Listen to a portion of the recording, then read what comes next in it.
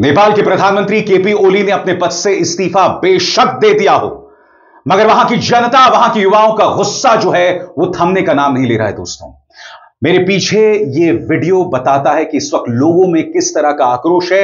आप देख सकते हैं, संसद को आग के हवाले कर दिया गया है। जी हां, संसद जो लोकतंत्र का मंदिर माना जाता है, यहां पर देखिए किस तरह से वहां के युवाओं ने इसे आग के हवाले कर दिया है। मेरा मानना है दोस्तों, ये गलत है। आखिरकार संसद वो जगह है जहां से आपकी आवाज बुलंद होती है, लिहाजा अगर इस तरह से संसद को आग लगाई जा रही है तो यह गलत है। मगर आपको समझना पड़ेगा कि लोग इतना गुस्सा क्यों हैं। इंतजार कीजिए, मैं आपको बताने वाला हूं कि किस तरह से प्रधानमंत्री ओली, गृह मंत्री रमेश लेखक, यहां तक कि वित्त मंत्री, उनके घरों को आग लगाई गई है।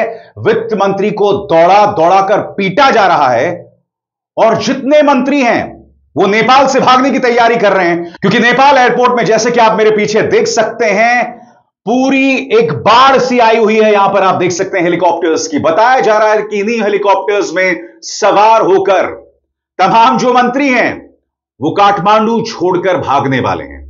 मगर उससे पहले एक एक करके तस्वीर। सबसे बड़ी बात, इसी मंच पर मैंने आपको बताया कि कम से कम 19 लोग मारे गए। 19 युवाओं को वहां की सेना, वहां की पुलिस ने मौत के घाट उतार दिया। मैं आपको एक वीडियो दिखाना चाहता हूं, सिहरन पैदा करने वाला वीडियो है, टिकटॉक का वीडियो है। मैं एक बात स्पष्ट कर दूं, जो वीडियोस मैं आपको यहां दिखा रहा हूं, मेरी पूरी कोशिश है कि कंफर्म करने के बाद ही ये वीडियोस मैं आप तक पहुंचा सकूं। अगर मुझसे कोई गलती हो जाए तो मैं अभी से आपसे माफी मांगना चाहता हूं। दोस्तों, इस वीडियो में जो तस्वीर सामने उभर कर आती है वो बहुत शॉकिंग है। इस वीडियो में कुछ छात्र जो हैं हाथ उठाकर पुलिस की तरफ बढ़ रहे हैं, तालियां बजा रहे हैं, मगर उसके बाद आप देखिएगा गोलीबारी शुरू हो जाती है। छात्र भागने लगते हैं। वो छात्र जो खुश दिखाई दे रहे थे, उनके चेहरे पर एक खौफ आ जाता है। और जैसे मैंने बताया, अनऑफिशियल आंकड़े कह रहे हैं 25 युवाओं को नेपाली पुलिस ने मौत के घाट उतार दिया। यह वीडियो जो है वो निहायत ही शॉकिंग वीडियो है। देखिए दोस्तों।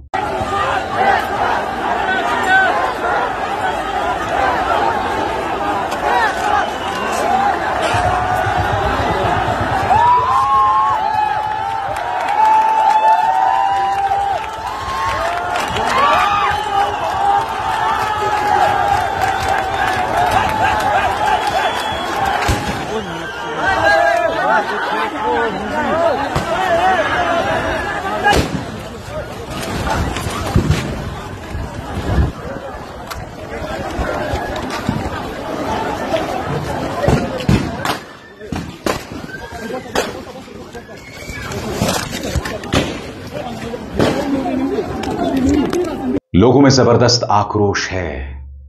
ऐसी ही घटनाओं की वजह से आज संसद को आग के हवाले कर दिया गया। अब मैं आपको एक और तस्वीर दिखाना चाहता हूं। यह है गृह मंत्री रमेश लेखक का घर, और जैसा कि आप देख सकते हैं, उनके घर को आग के हवाले कर दिया गया है, क्योंकि उन्हीं के आदेश के चलते पुलिस ने विद्यार्थियों पर गोलियां चलाई थी, युवाओं पर गोलियां चलाई थी, जेन जी पर गोलियां चलाई थी। उन्होंने अपने पद से इस्तीफा दे दिया, मगर उनके खिलाफ लोगों का आक्रोश आसमान चढ़कर बोल रहा है। दोस्तों, सिर चढ़कर बोल रहा है। अब इस वीडियो को देखिए। प्रधानमंत्री ओली के घर को आग के हवाले कर दिया गया। करीब 40 सेकंड का यह वीडियो है। यहां पर आप देख सकते हैं, युवा जो हैं वो लोग वहां मौजूद हैं। उन्होंने प्रधानमंत्री ओली के घर को आग लगा दी है। नेपाल इस वक्त पूरी तरह से आउट ऑफ कंट्रोल हो गया है। दोस्तों, यह वो देश है जिसने राजशाही से लोकतंत्र की तरफ रुख किया था, और अब वहां का लोकतंत्र खतरे में है। कौन संभालेगा बागडोर? आप देख सकते हैं, ओली के घर को आग लगा दी गई है।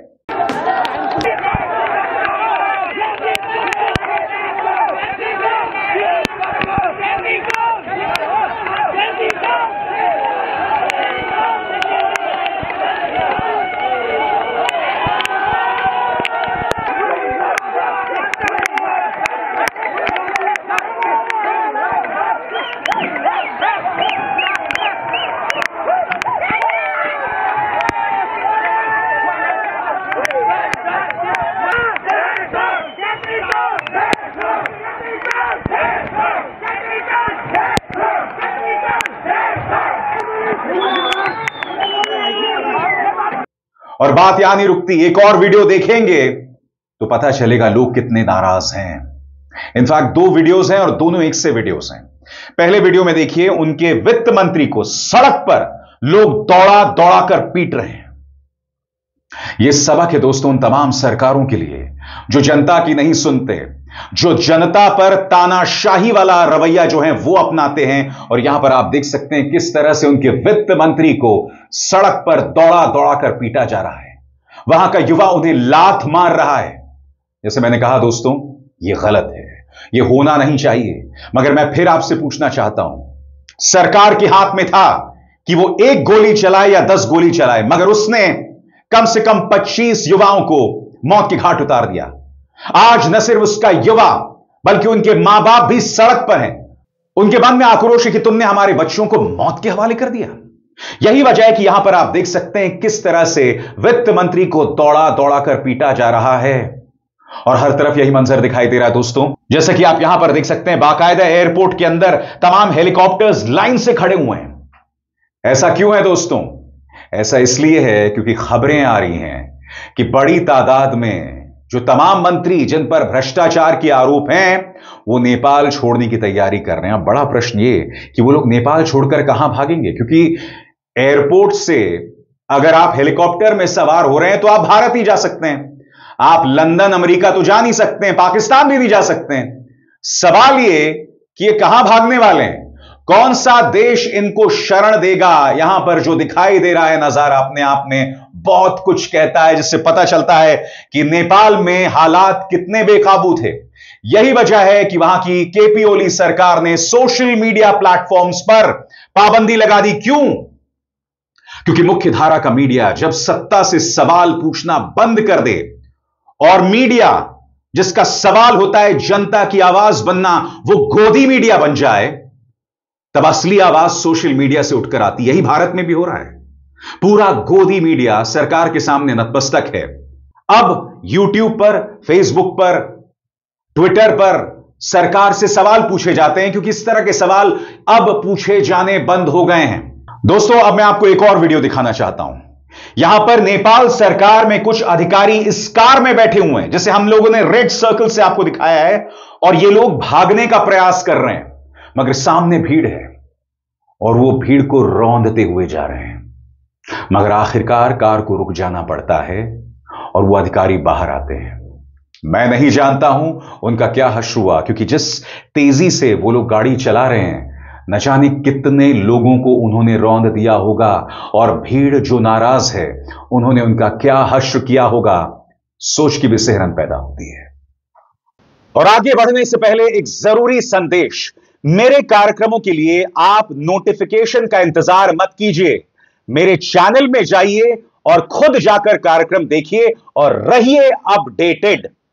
और हां, ज्वाइन कीजिए मेरा चैनल। देखिए यह जरूरी संदेश। स्वतंत्र और आजाद पत्रकारिता का समर्थन कीजिए, सच में मेरा साथी बनिए। बहुत आसान है दोस्तों, इस ज्वाइन बटन को दबाइए और आपके सामने आएंगे ये 3 विकल्प, इनमें से एक चुनिए और सच के इस सफर में मेरा साथी बनिए। आज जो तमाम तस्वीरें नेपाल से सामने उभर कर आ रही हैं, ये मैं एक बार फिर कह दूं, सबक है उन तमाम सरकारों के लिए जो वाहियात मुद्दों में जनता को भटका कर रखते हैं, जो धर्म के आधार पर लोगों को उलझा कर रखते हैं, जो जनता के सवालों का जवाब ना देकर फर्जी राष्ट्रवाद का सहारा लेते हैं। यह नसीहत है उन तमाम सरकारों के लिए। देखिए किस तरह से उनके वित्त मंत्री को दौड़ा दौड़ा कर पीटा जा रहा है। यह किसी भी सूरत में इसकी तारीफ नहीं की जा सकती, मगर यह बतला रहा है कि लोगों में कितना आक्रोश है।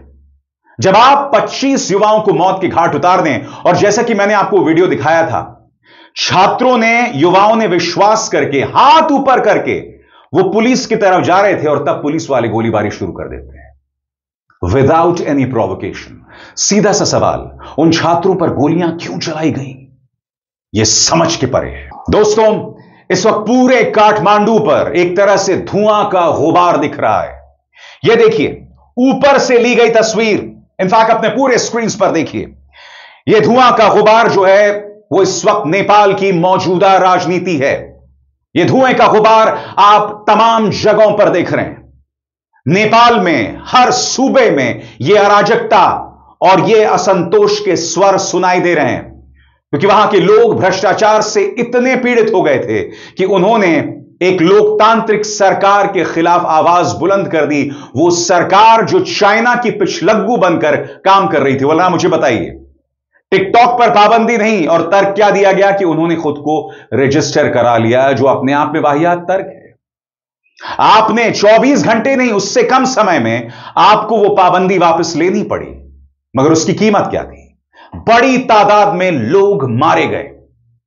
19 से लेकर 25 यह आंकड़ा बताया जा रहा है। ये सब युवा हैं, जेनजी से जुड़े हुए लोग हैं, नेपाली युवा हैं, और नेपाली युवा ने दुनिया भर को संदेश दिया है कि अगर आप जनता की बातों को संबोधित नहीं करेंगे तो तुम्हारा वही हश्र होगा जो केपी ओली का हुआ है, जो उनके वित्त मंत्री का हुआ है, जो उनकी गृह मंत्री का होने वाला है।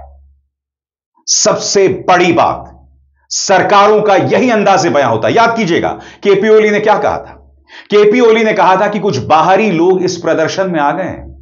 हर बार दोस्तों, जब सरकार के पास सवालों का जवाब नहीं होता, इसी तरह से ये बाहरी एंगल का जिक्र करते हैं। तमाम जगहों पर जब सरकार को यह समझ नहीं आता कि आंदोलन का जवाब कैसे दिया जाए, तो यही बाहरी एंगल हर तरफ दिखाई देता है। हम अगर अपने अंदर भी झांके तो यह बाहरी एंगल अक्सर हमें दिखाई देता है। हालांकि ये बाहरी लोग हैं, कोई अब तक नहीं बता पाया है, मगर ये बाहरी लोग सब जगह आ जाते हैं, चाहे झारखंड हो, बिहार हो, दिल्ली हो, शाहीन बाग हो, तमाम जगहों पर बाहरी लोग आ जाते हैं। बहरहाल, एक बार फिर मैं कहना चाहता हूं, यह हिंसा किसी भी सूरत में जायज नहीं ठहराई जा सकती, मगर जो काम नेपाली पुलिस ने किया, वहां के गृह मंत्री रमेश लेखक के आदेश के चलते, प्रधानमंत्री ओली के आदेश के चलते, वो सरासर गलत है, सरासर गलत है। इस मंच पर नेपाल से जुड़ा घटनाक्रम मैं आप तक पहुंचाता रहूंगा। अभिसार शर्मा को दीजिए इजाजत। नमस्कार।